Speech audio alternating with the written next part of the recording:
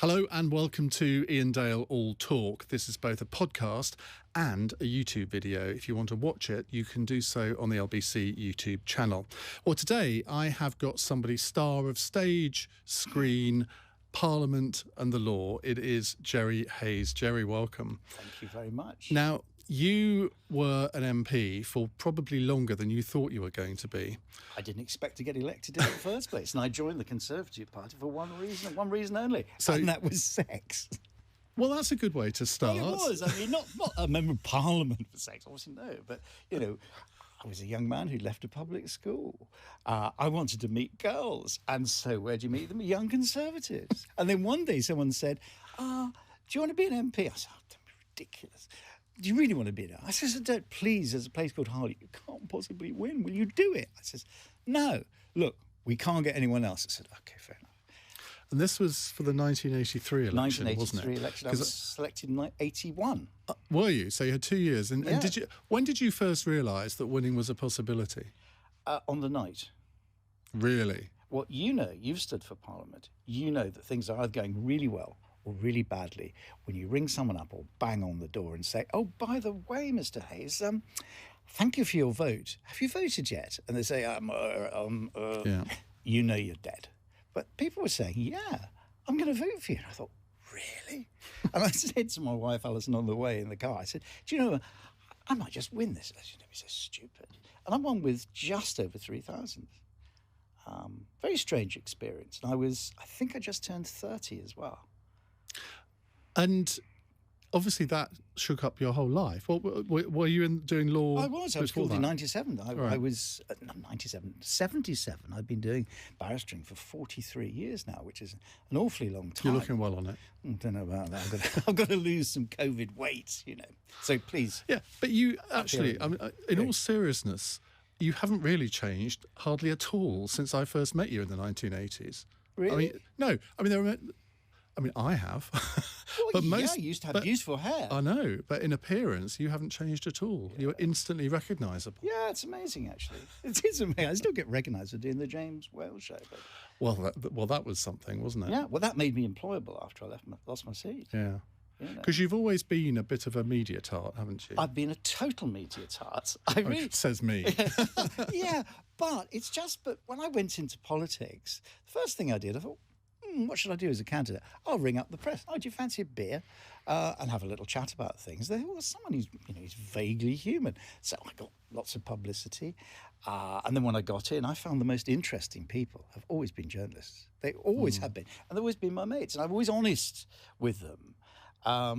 Do you think they exploited that with you a bit? No. That they knew that you were always good for a quote, but sometimes your quote, shall we say, got you into a little bit of trouble? Probably, yeah. I'm sure they did. I mean, Chris Moncrief, remember Chris Moncrief, one of the great, great journalists, he'd ring up and he would quote you exactly.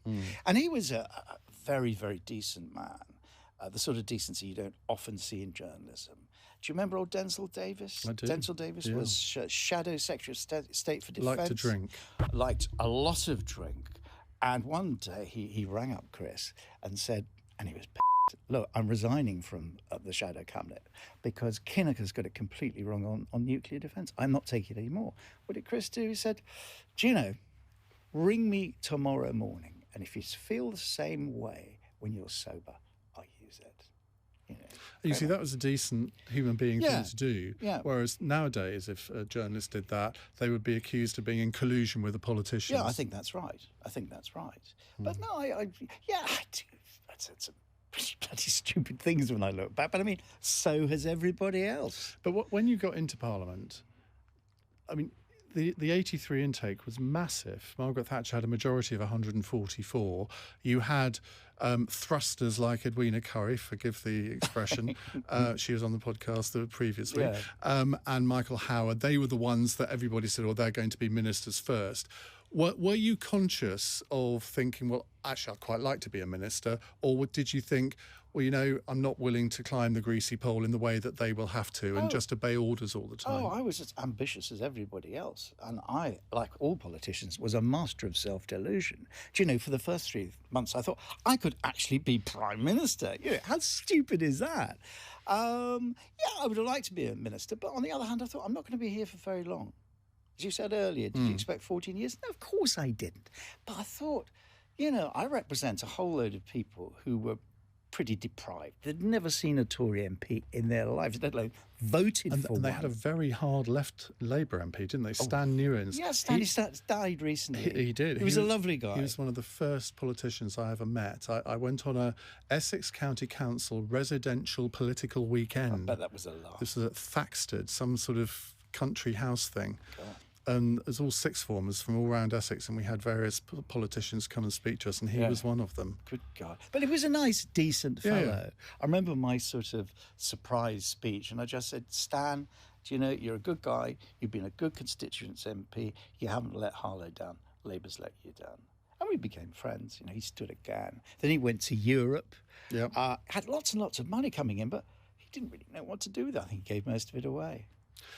And did you decide the only way I'm going to keep this seat is to be effectively a Liberal and do all the pavement politics stuff and just get a reputation as somebody who gets things done? I think a reputation as getting things done and be pragmatic. If the government actually did something which I fundamentally disagreed with, you may have remembered the Health and Medicines Bill, the site test and all the rest of it, which was a disaster. And I reduced the government's majority to 4.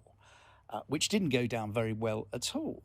And David Lightman, do you remember? David, 25 stone, a big bruiser. Yeah, and there was a letter in 1981 from Margaret Thatcher to everyone who'd written about teeth and eyes, because it started in 1981. She says, no, it is wrong in principle.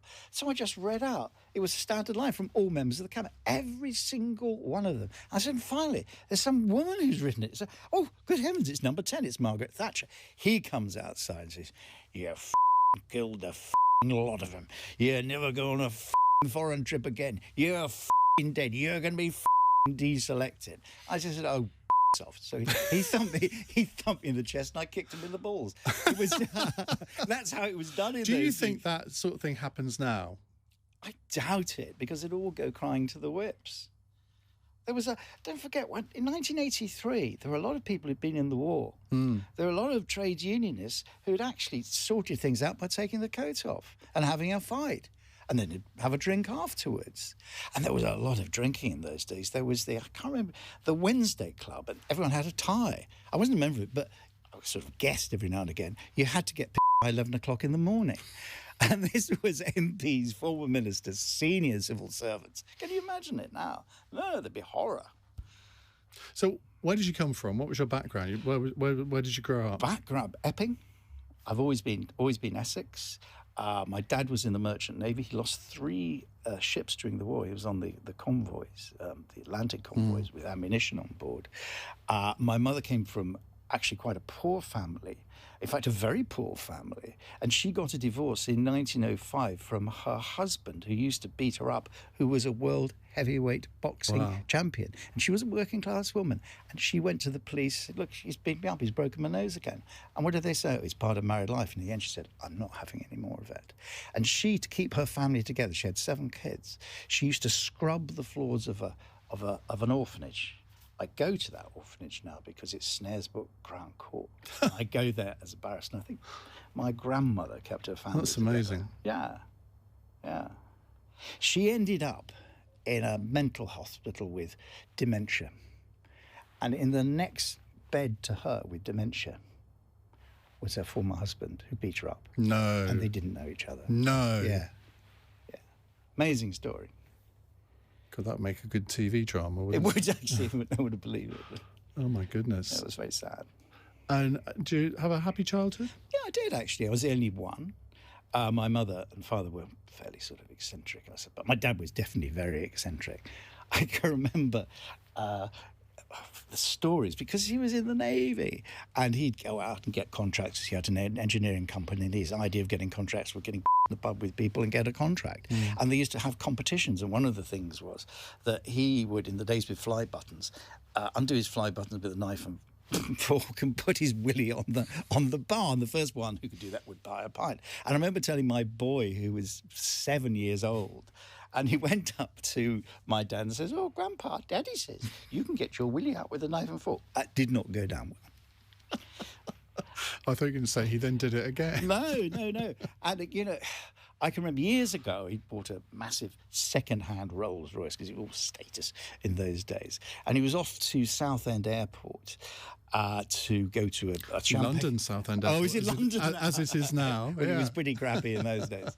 And anyway, so he goes there, comes back, and the chauffeur drives up on the tarmac, which is a bit odd. Anyway, Dad was very pissed. And he insists on driving the car. And I had to close the airport because he was driving all over the place. And they just got rid of him. And then suddenly he saw a fireman up a ladder. And Dad gets out the car, climbs up the ladder, taps the fireman on the shoulder and asks him the way to Epping, which he was told off. So I had a sort of eccentric, but he gave me some very, very, very good advice. And that is always buy round. Never tell someone off who you're employed by in front of other people. That's really very good advice. And he, because we had a business, introduced me to everybody. And so I was comfortable with the most senior people and the most junior people. And that's really, really important. That's what I've tried to do, what I have done with my kids, actually. And when did you get a hankering for the law? Oh, I didn't. I didn't have a hankering for the law at all. I couldn't think of anything more boring. I wanted to be an actor. Oh, you really surprised me. Oh, yeah, well, there we go. I wanted to be an actor. And Mum and Dad said, "No, you can't do that." And I thought, what's the next best thing? The law. So I got a degree I'm very proud of, an appalling degree, which is third-class honours. I just wouldn't be looked at now. And then, by luck and a little bit of skill, became, quite good at it. Because you can talk. I can talk. We've heard that over the last 10 or 15 minutes. Yeah. I mean, people who don't know you from Parliament, people maybe who are in their 20s or 30s now, they will hear somebody who can perform. Yeah. And both politics and the law, if you're going to be successful, there is a bit of performance to it. Well, certainly in isn't crime. there? Yeah. Because we suck up to juries. The commercial people earn lots and lots and lots and lots of money. They suck up to judges. It's so totally different. I mean, I taught commercial law briefly, and it was just so dull. I could have earned an awful lot of money. But, this is fun. This is really, really good fun. Everybody thinks that barristers are incredibly rich. But I remember a conversation with you some years ago, and you told me what a criminal barrister gets, and I was dumbfounded. I know. James Whale asked me the same thing, and it was a few years ago. It's changed a bit, but not much. Commercial law, oh yeah, lots and lots and lots and lots, particularly if you're still QC. But for crime, when we were speaking about it, if you rolled up to court just to do a mention, which you'd have to prepare beforehand, you'd get 50 quid. That's gone up to 100 quid now. So it's not an awful lot of money. I mean, I've been around for a long time, so I can do the really big cases, so I can get more money. But if you will earn more than me. Not, you don't deserve it at LBC. Then I will earn. I should hope so. I knew you were going to say that, and you deserve every penny. Seriously, if you are, I mean, do you do defence and prosecution? Yeah, absolutely. Well, you know that case I did. Well, yeah. But if you do, say, a 5-day trial defending somebody, I mean, what kind of money are you talking about for that? It depends what it is. If it's a murder, I'll probably get 3,000 on the brief and 750 a day or something like that. And don't forget, I've been doing this for a long time, so I will earn, much more than an awful lot of people. But in the scheme of things, not a great deal. But I'm not complaining. I still enjoy. I'm 68. I enjoy what I'm doing. Which you wouldn't do at 68 if you didn't, would you? I mean, is there a sort of general retirement age for barristers? No, we can go on forever. Go on forever. Rumpole of the Bailey did. Yeah, they sort of wheel me in a bath chair. And what kind of cases do you enjoy the most? The interesting ones. Murder's not necessarily interesting, although I did represent a chap who the jury found had blown someone's head off fairly recently. That was an interesting one. And I represented another fellow a few years ago who killed someone. He was found guilty, stabbed him to death in front of his children, had to cross-examine the children. Then he sat him in the downstairs toilet for 3 days, the cadaver. And then he cut the body into 8 pieces on the kitchen table, and then he got his children to help bag it up. And then I think he committed the worst crime of all. He took them on holiday to Blackpool. That's it. That's what did it for him. That's what did it for him. That's one for your after dinner routine. Yeah, don't do after dinner speaking. You should do. You make a mint doing that. But when you're you were defending this guy, were you? Yeah. And he told me he was not guilty. He told you he was not guilty. But Yeah, did you believe he was not guilty? Never believe your client. My job is not to believe. My job is let's put it crudely, because this is what I tell all my pupils to do. They want advice, and you give them 2 sides of A4. If you can't do 2 sides of A4, you're in the wrong job. But the first thing is they don't want the great intellectual stuff. You save that for the Court of Appeal. They want to know, 1, am I 2, can I be D? If I can't be D, what am I going to get? That's about it, really. I'll remember that should the time ever arrive. And the other, and this will be the last bit as well, but it's true. The last piece of advice I give firstly, I take them to the Savile Club for lunch, and then I say, look, there's just two rules as far as I'm concerned in the law and probably life.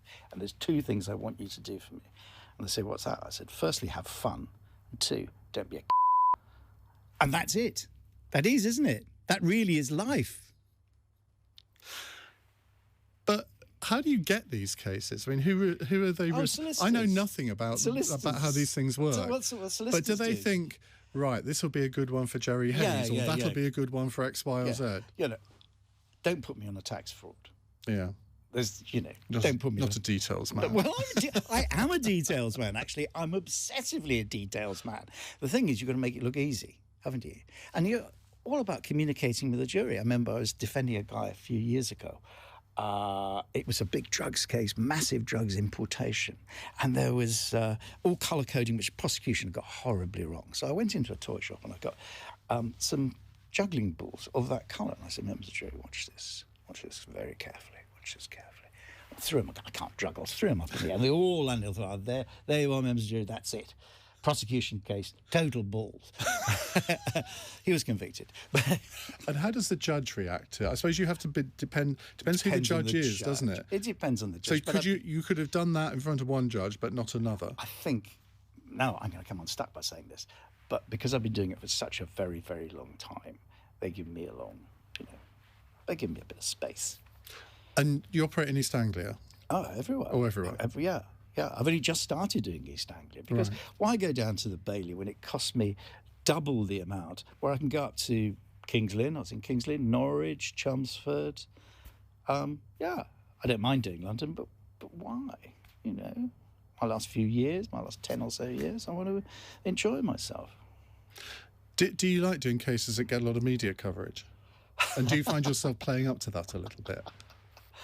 Well, I'm not going to give you too many secrets, but the ones that get media coverage, I make sure they get media coverage.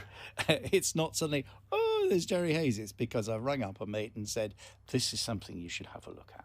Because, of course, the media coverage of courts is not what it used to be, is it? No, you don't. Because particularly in local papers, they just don't have the reporters anymore to cover them. Local papers? So a lot of cases almost go by default, don't they, without any coverage at all, even though they might be quite juicy ones. Yeah, absolutely right. Absolutely right. And they'll only be looking for the sex ones or, really weird. But that's the thing, back in the day, you look at papers like the Sunday People, the News of the World, the Sunday Mirror, half of their content was sort of slightly perverted sex cases. Of course it was, because or vicars that were misbehaving. That's right, naughty vicars, blonde divorcees, blonde divorcee 43. That's the staple diet. In terms of the media, I mean, it has changed a lot over the last 30 or 40 years. Has Both in, well, I think it has in political coverage, in the coverage of the things that we've just been talking about. Newspapers are much less fun than they used to be, I think. Well, I think, the Sun is not as much fun as it used to be. I mean, I love Kelvin Mackenzie. In fact, he gave me a job not so long ago, which didn't work out, sadly. Was that Love Sport? Oh, Love Sport, yeah, it was great. I loved doing 3 hours of live current affairs. But then they changed their licence and they just didn't. And of course, unlike you, I know absolutely nothing about football. And I had to do a handover. And there'd always be a very charming presenter, but he knew nothing about politics. So I'd say to the producer, just give me a brief. Just give me a brief. And I wouldn't be paying too much. So, you know what it's like this. And I think, yeah, okay, this is interesting. You're doing this, you're doing that. And, this guy, VAR, tell me about him. I didn't know he was the virtual assistant referee. So... Yeah, with LBC, we don't do sport at all. And I missed out the other day. Do you remember this European Super League thing was all in the headlines? Yeah. That one night I chose to take off. Yeah. So I missed doing a football phone-in, which is what I've always wanted to do. Yeah. But there we go. But your team, West Ham, I actually watched the 1966 World Cup in a Venice cafe with Geoff Hurst's sister. Really? Yep. And she gave me eventually a signed programme with all the team. And I can't find it. No. I know. That would be worth a lot of money. I know. Well, next week, your successor in that chair is hopefully going to be Bobby Moore's wife, Wow, yes. She went through a rough time, apart from the cancer and all the rest of it. But do you remember when he was set up for stealing a necklace? You know, here is Britain's great... I don't think she was... Because she was his second wife. Oh, the second. That was the first Tina, one. the first, was it? first wife, yeah. Footballers' wives, I don't... But do you not sort of think that the internet has affected all aspects of our life, but particularly the media? We were told that the internet was going to mean the diminution of investigative journalism, for example. Actually, it's been exactly the reverse. Yeah. And in a lot of ways, the internet has had a really positive effect on quite a lot of the media. Yeah. But in terms of national newspapers, you look at the sales of them now and you think, well, in 10 years' time, they can't all still be here. No, it's going to be a different model. It's like talking about the BBC at the moment. When it comes to the licence, it's going to be a completely different model. It really is. I don't think the licence fee is going to last forever. It may last until the next licence negotiation. But they're in trouble, and it's such a shame. Because we've all worked for the BBC, and you know the hoops you have to jump through to get fair, but my God, when they get it wrong, they get it spectacularly wrong. And it's always the cover-up, like Jimmy Savile and, of course, the latest business. Always the cover-up. Now, you used to do a lot on LBC in the 80s and 90s, didn't you? I did. I cut my teeth on LBC. You were telling me a really good story just before we started about a former LBC political editor. Theo Usherwood's ears are already wagging. Ed Ball's great man. He's a Boyle, not Ball. Ed Ball. No. Ed Boyle. His father actually was a great broadcaster. He invented The World at One, first producer of The World at One. Ed just suddenly said to me, "Look, would you like to do some producing?" And I said, this was before LBC. And I said, well, I've never read an autocue before. He says, it's terribly simple. And actually, it is really. You don't want to let on, but it's not difficult. The difficult bit is when you've got people in your ear, when you're reading and, things are changing around. Then everything starts spinning because you're moving on to the next story. The actual act of it is not difficult. And he wrote some fantastic shows.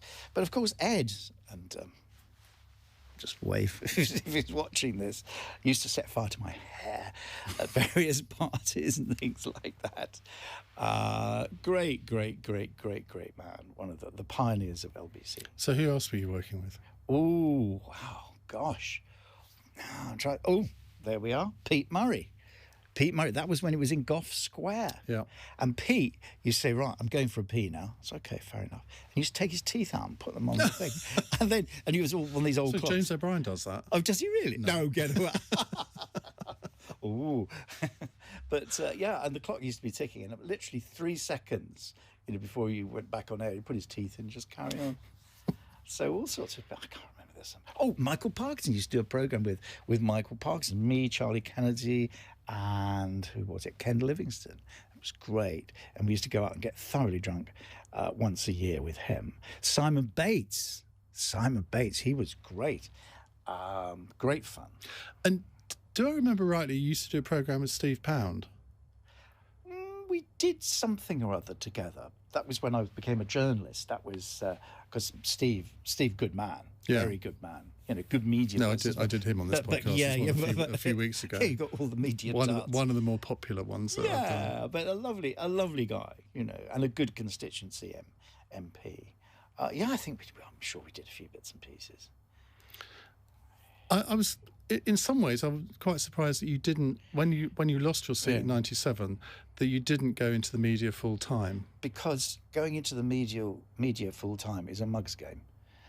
Thanks. No, well, it is. But you've got all sorts of other things. You know what it's like. You will read when the Dale years are coming to an end.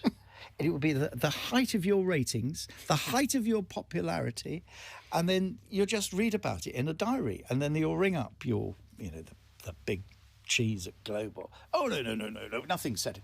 And then you're out.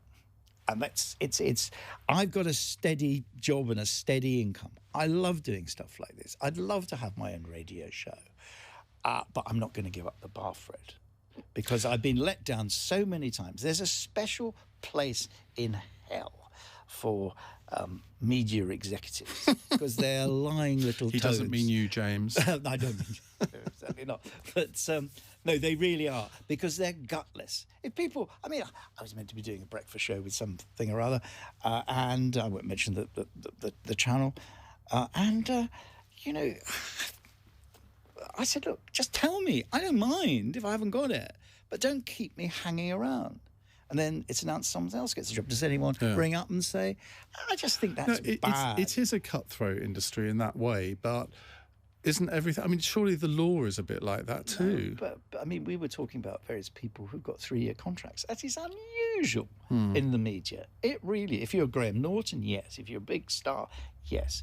You're unusual. You've been doing it well for 11 years, but you can't put your hand on your heart and say how long it's going to last. No, I can't. No, but I don't want to be like that. But I have always... In fact, I said to one of my producers not that long ago, I said, when the time comes and I go, if I show any sign of throwing a hissy fit or throwing toys out of pram, just tell me to have a word with myself. Because that is the worst thing I think anybody in broadcasting can do. And particularly when you've had a long run. And I hope... I don't know. Anyway, this is not about me. It's about you. No, but you're still a young man. But 58? Well, I'm 68, so you're a young man. All right, comparatively. Yeah, okay. But it's just that you've got other bows to your string. You've got other things that strings to your bow. Strings to your bow. Oh, maybe. Yeah, well, you have because you've always been innovative. Whether it's on the blogging side, whether it's all the other things that you've done. So you will never be in a position where Iain Dale will not be broadcasting anyway, back to you. Okay, sorry. Right. Let's talk about some of the characters that you've met along the way, because, Margaret Thatcher, you must have had a few interesting run-ins with her. I knew Margaret from when she was first leader of the opposition. We sat round the shadow cabinet table together and had little, discussions. She wasn't a one for small. I know you love her. And I loved her in many ways. We didn't always agree. And she didn't do small talk at all. No. The most terrifying thing was you suddenly saw a chair down in the members' dining room, and then her PPS would come up and say, "Oh, would you like to have dinner with the Prime Minister?" No, I bloody well wouldn't. And anyway, you have to, and you're there. And you've got, do I get... No, I don't. Do I have anything to drink? I don't know. So you just had stuff to drink. I remember years ago for the opening of Tower Bridge, the reopening lit up, I was a guest with her on a launch and she was there to light it up. And the remembrancer, who runs the City of London, said she's in a foul mood. She's spitting tacks. We can't do anything right. And we're giving her the most fantastic champagne. I said, she doesn't like it very much. Get her a bottle of J&B or whatever. So they got a police launch who went to Majestic or Bottoms Up and got her a bottle of scotch, and she was fine. But do you think that... you spent 7 years in the Commons while she was Prime Minister. Yeah. You weren't exactly her politics. You were never known as a Thatcherite. You were always seen as one of the sort of Tory wets. No, that's true. That's true, and that's what it was in those days, wets and dries. But she was a pragmatist. People, it so annoys me when you see these young kids, particularly of the right, who have got no idea what she achieved. And they really have got no idea about monetarism. Look now, money supply is going up. There's £200 billion worth of cash lying around, which is going to be spent by consumers. What does it mean? Inflation. Exactly. But no. And you know what Boris is going to do? Thoroughly dishonest man. Absolutely incompetent. Absolutely hopeless. Everything I deplore in politics is embodied in Boris Johnson, and I've known him for 30 years. And that is, he will let it run and run and run and run. And then we'll go back to boom bust again. Because people have been used to cheap mortgages. They're not forever. No, I couldn't agree with you more. There are some basic rules of economics that never change. Yes. Too much money. And eventually, and I'm surprised that inflation hasn't let rip already after all of the QE that there was after the financial crash. Right. But this time... It's edging up. We're about 3? Not 3 and a bit? No, it's less than that. But you can just feel it coming. You and of course, anybody under the age of 45, inflation means nothing to them. No. It's like when you and I were young, the balance of payments was one of the major economic indicators. Do you know what the balance of trade is now? Because I certainly don't. It's never mentioned on the news. And nor really has inflation been. And when the economics commentators say, inflation's gone up from 1.6 to 1.7%. I'm thinking, mate, you don't know you're born. When we were sort of in our 20s, it was 20%. All the way through the Wilson years, it was in the 20s, and that's led to all sorts of prices and income board. It didn't work. And under Thatcher in 1989, it was 7.9%. And interest rates were in double figures. And that was considered to be really, really good. It got a bit better under Major. Mind you, it got awfully worse to begin with because, all the ERM problems. But it was down to 3% inflation, which was pretty amazing. And it's been knocking around that for a long time. But people, why don't they talk about it? No. And it's people say, well, I'm really fed up. I don't get any interest on my savings. Well, better to be in that position than at the other end of the scale. Is all I can say. Because when interest rates were on average about 10%, you could always know, well, if I have £100,000 worth of savings, not that I ever did, you're getting £10,000 a year. Now you're getting nothing. So. John Major then came in. Now you knew him. He was really good friend. Must have been your whip early on because he was Eastern Region whip, wasn't he? Yeah. Remember, my first visit to the Commons, he came and gave us a little talk. This is about 1983. Wow. Yeah, it would have been late 83. I actually spoke on his behalf when he was a parliamentary candidate in 1979 in Huntingdon. Really nice guy. He used to wear grey suits until he became Prime Minister. And he was absolutely without an enemy in the world until he became Prime Minister. In many ways, it was very much like Rishi Sunak. Very much like, everyone loved him. I think he was doing a good job. And suddenly when you become Prime Minister, and why people want to do it, I really, it's a rotten, horrible, lonely job. You've got to be not quite right to really want to do it. Because everyone hates you. Everyone wants your job. Everyone wants you out. Yeah. What was your ultimate ambition? What would you have liked to do? I would love to have been a minister. I would have liked to. No, but where? Well, I'd like to. Health was my thing, purely by accident. You were a health PPS, weren't you? Yeah, no, I was with Robert Atkins in Northern Ireland, which was great, and I was there when the peace process first started. And then we went over to environment. It was a bit dull there. But Northern Ireland was great with Paddy Mayhew, and you'd live a lot of the time in Hillsborough Castle. And it was exciting and really, really, really interesting. I'd love to have done Northern Ireland. I'd love to have done health. In fact, I nearly got health, but I made an unfortunate speech at the Tory party conference. Chief Whip rang me up and said, Joe, look, would you make a real wizard of a speech? I said, yeah. And of course, with all my journo friends, I was up until 4 o'clock in the morning working out the most magnificent speech, which I was so arrogant, I'm not going to write it down. So here am I with a terrible hangover. One day look at the clip and you can see I just have sleepless nights just thinking about it. I completely messed it up because the senior officials wanted me to go over to health. Because one of the things people, such a long time ago, I was invited by the unions to intervene on the ambulance dispute. And it was really, really interesting because the chap called Roger Poole who rang me and said, "Look, Jerry, I'm a TUC guy.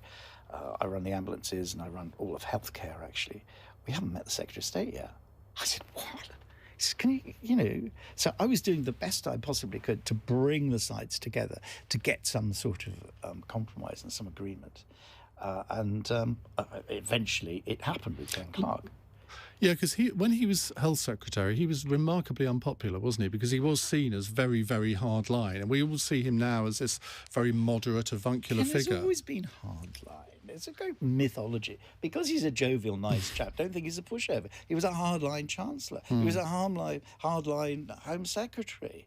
Ken is a tough old cookie. He really is. And he had the courage to say to Margaret Thatcher, "Look, it's time you went." Yeah. But there was an incident in a restaurant, and it was Christmas time, and we were coming to near a conclusion over the ambulance dispute.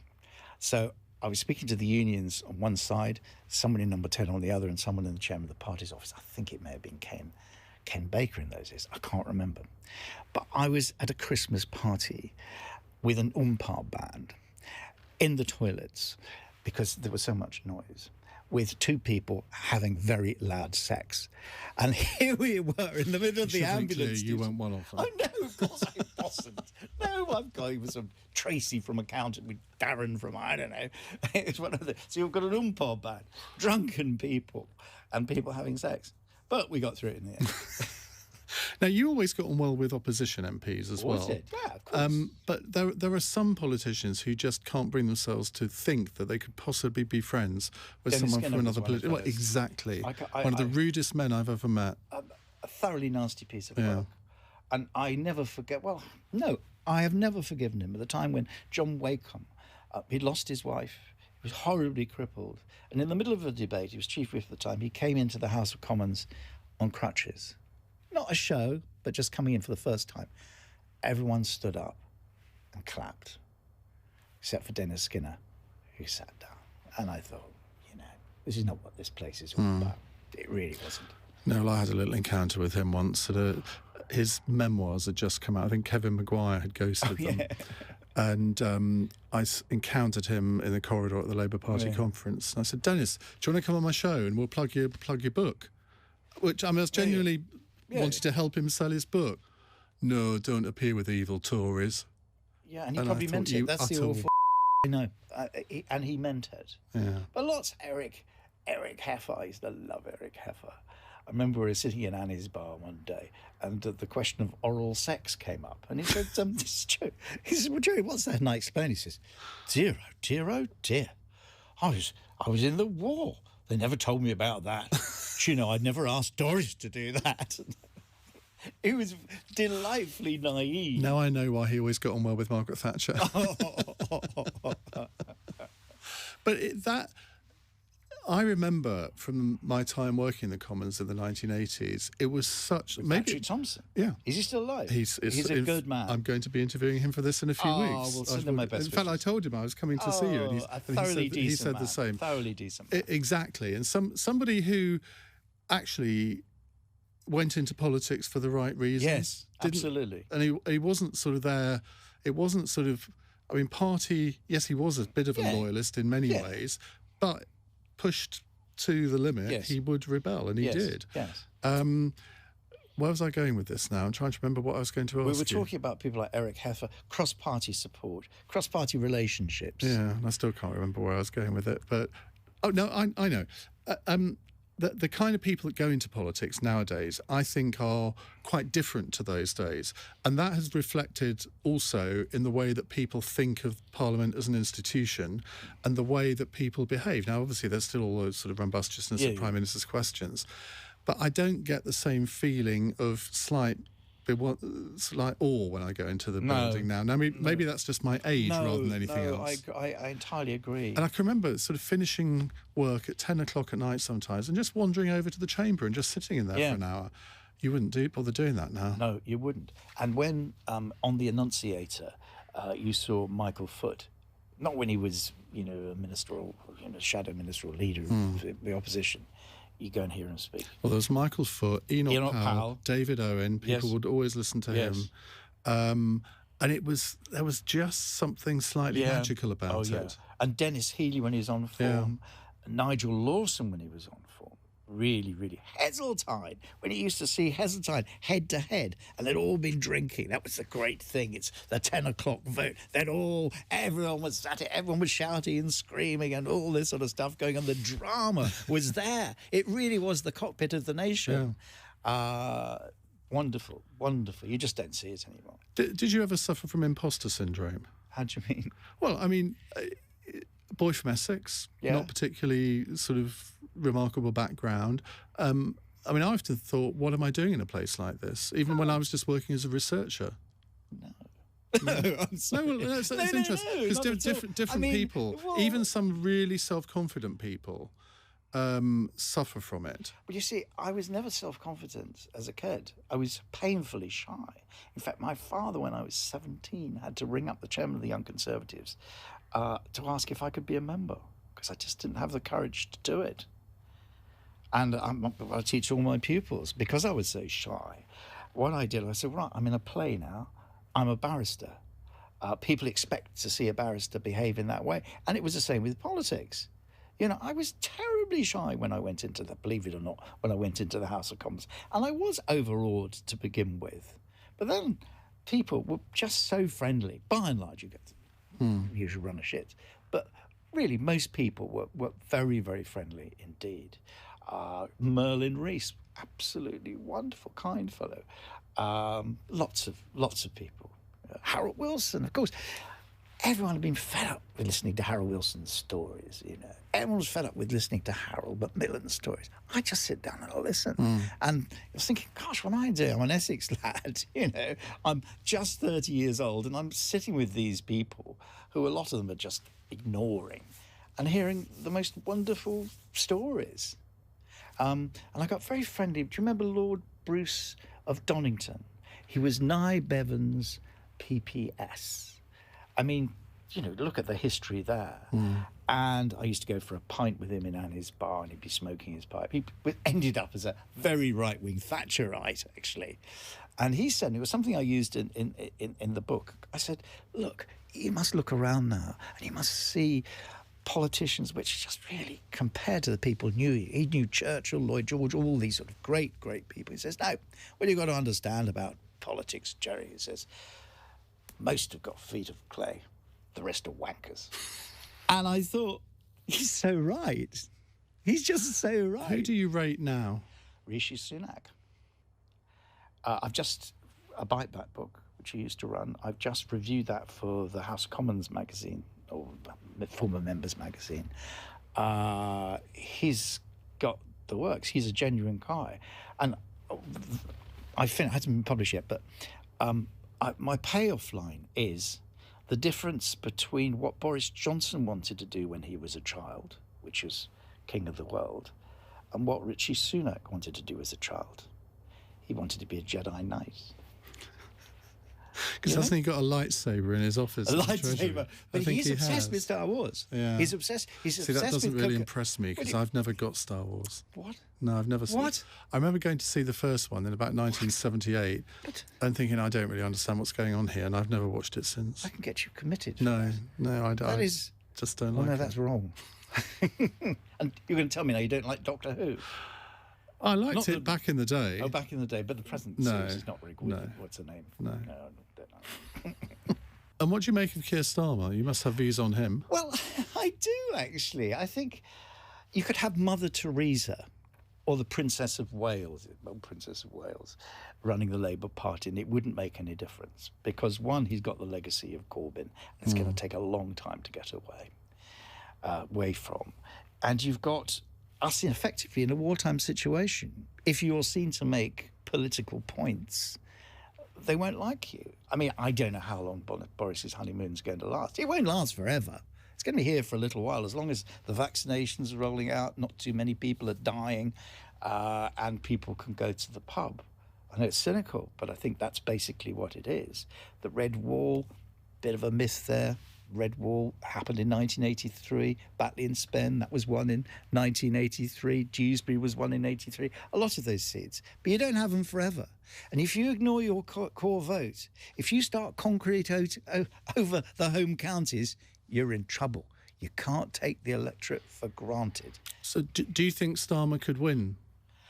Not at the moment. I don't see he can win. But I'd never write anyone off. He's basically a decent man. He's boring. But I think people want a bit of boredom. They want a bit of competence. The trouble with Boris, he likes to surround himself with incompetent people to make him look good. And it seems to work very well. Max Hastings came up with a line the other day when things were going wrong in the Second World War. People were saying, "Oh, if only the Führer knew." And totally ignoring that he was making the decisions. Not comparing this government to anything like the Second World War. Did you vote for Boris? God, no. No, of course I didn't. What did you do then? Jeremy. You voted for Jeremy Corbyn? No, Jeremy Hunt. No, I meant in the election. No, I didn't vote for Boris. Election. I voted for Kemi Badenoch. All right. Who's my MP. She'll do well. She's a nice person. No, she is. Decent. I just hope she's not appointed to something grand too soon. Well, she's Equalities Minister at the moment. You don't get less grand Liz than Truss that. is the big I cheese, she's the the junior minister. Liz Truss, what is the point?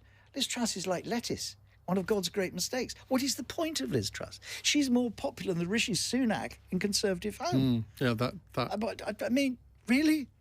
We're just about to sell. I mean, your dad was a farmer. Farmers being sold out. Fishing industry is being sold out. Well, on that positive note, well, it's been a joy to have a few memories and recollections from your political and legal career. Well, it's good to see you. And it looks as if you're going to be doing a lot more legal work. Yeah. Can you ever imagine retiring? No. I'd just be bored.